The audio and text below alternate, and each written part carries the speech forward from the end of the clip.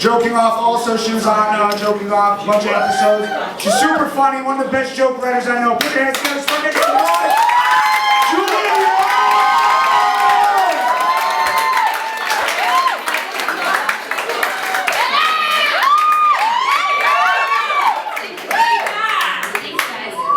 I woke up this morning and I was like, how would Barbara Streisand dress if she wanted to look like Baby Spice? And that's what I'm wearing.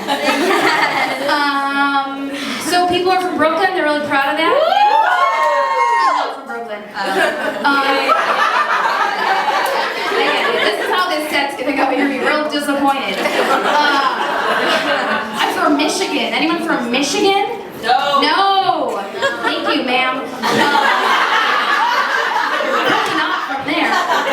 I'm from Ann Arbor, Michigan, which is a very, very liberal town. It's so liberal that when I was in college, I walked by a construction site, and the construction workers were listening to NPR, and that's National Public Radio. And like they didn't whistle at me, they like told me I had a beautiful aura, and then gave me a canvas bag full of apples from the coat. And I was like, please hit on me, I need it.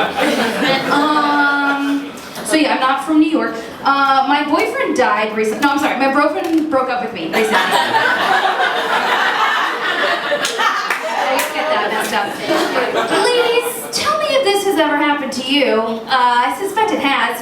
You go on an OkCupid date with a guy named Ricky, who's 6'4" from Alabama, and he's like, I'm a furniture designer, and you're like, oh cool, like Aiden from Sex and the City, and he's like, sure. And then you go to his warehouse in Red Hook, and you guys spend a few hours refinishing a bedside table, and then he goes down on you and makes you come so hard that you cry, and then he's like, by the way, I chew tobacco, and you're like, oh, you're gonna give my pussy cancer, but it doesn't matter because you cried so hard, and then the next day he texts you, and he's like, I have sobriety issues, I can't see you anymore. Does that happen to anybody?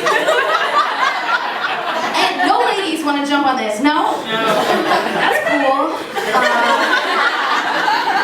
Alright, how about this? Ladies, does anyone here have a period? Yeah. Alright. Do any of you take the subway? Yeah?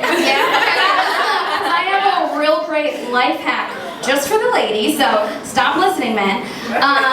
So here's the life hack. I have synced my period cycle to my monthly MetroCard cycle.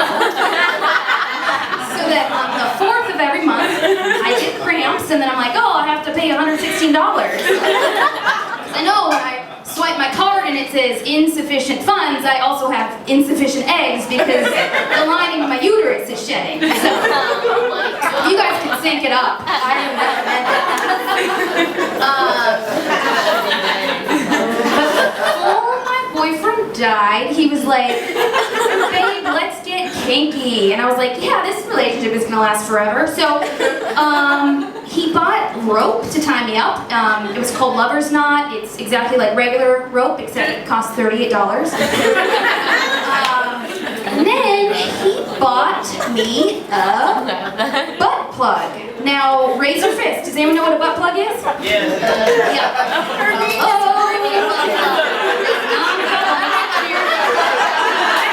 I get why this works. It all tastes the same in the dark. So,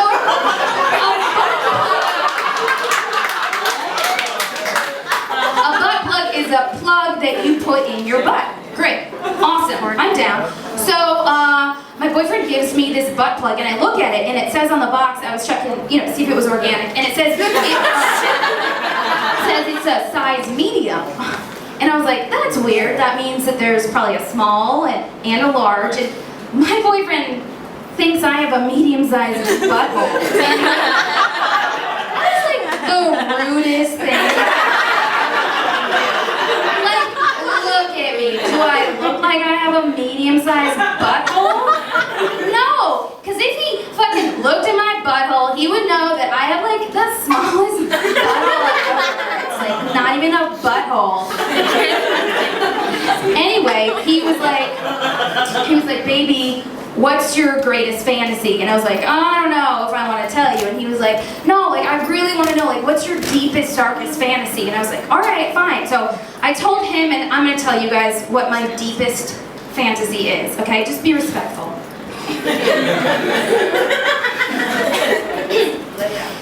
Thank you, girl.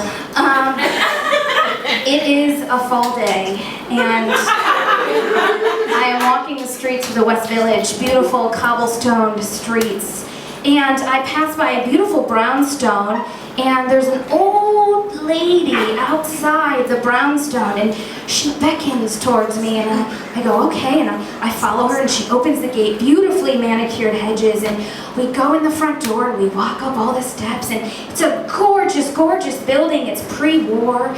She opens the door to her apartment, and it's a 2-bedroom, 2-bathroom, recently redone, chef's kitchen, fireplace, built-in bookshelves. Just gorgeous, gorgeous, gorgeous, gorgeous.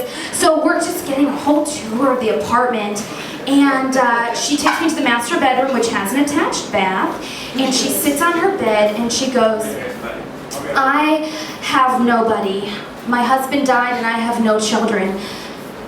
This apartment is rent stabilized. I want you to have it. And then she closes her eyes and she dies. And then I gingerly pick up her body and I open the front door and I just gently toss it down the stairs. Thump, thump, thump, thump. And then silence. And then I go back into the apartment and I close the door and it's mine.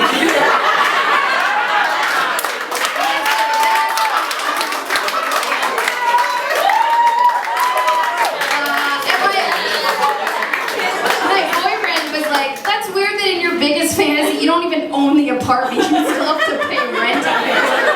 And I was like, yeah, because my butthole's so small.